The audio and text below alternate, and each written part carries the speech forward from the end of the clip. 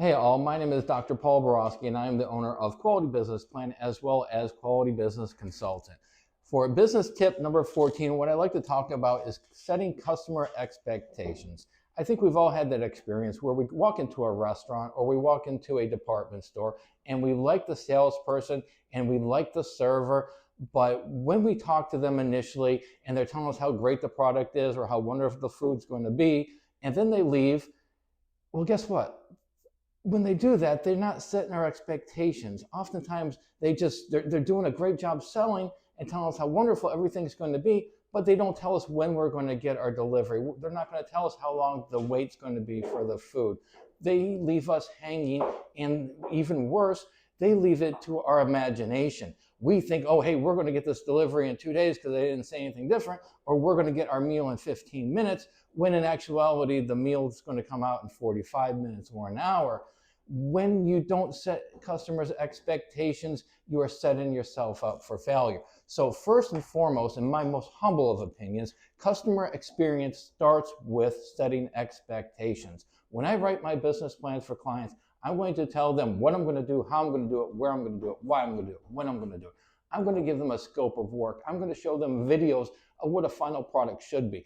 Set expectations for your business. Show them when they're going to get it and what it's going to look like, and make sure there is no daylight between what they think and what you're going to be able to deliver. Make sure that's where customer service starts, is because when they know when they're going to get it and how they're going to get it, their expectations are set. And so when it's set, then what you're going to do is you're taking the strong starting point, and you're going to be able to have a better chance of finishing off and the customer leaving with the product or service and having a good feel about your organization. Next, when you're talking about customer service and you set expectations, like I said, make sure you're going to tell your customer when they're going to receive the product, whether it's a meal or whether it's a vehicle or whether it's a washer and dryer. Tell them the delivery is going to be between 8 and 4 on Tuesday, and make sure that's when it's going to happen. And if it doesn't, make sure you communicate that as well as early as possible. Don't leave it for someone else to do because it's not your job. Customer service is everybody's job. Next, tell them when you're going to get it. Tell them, hey, look, here's the meal's going to be out in about 20, 25 minutes. Our kitchen's a little bit backed up right now.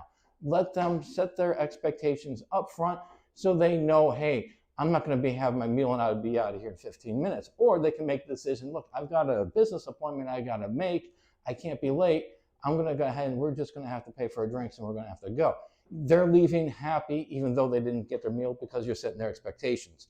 Also, after sales service, if you set expectations and you set them right, you have no problem going back to the customer and asking them for referrals because they've had a good experience. If you can't get your customer service right, if you don't set your customers' expectations, the chance of you getting referrals or even having the audacity to ask for referrals is about slim to none if you don't set their expectations correctly.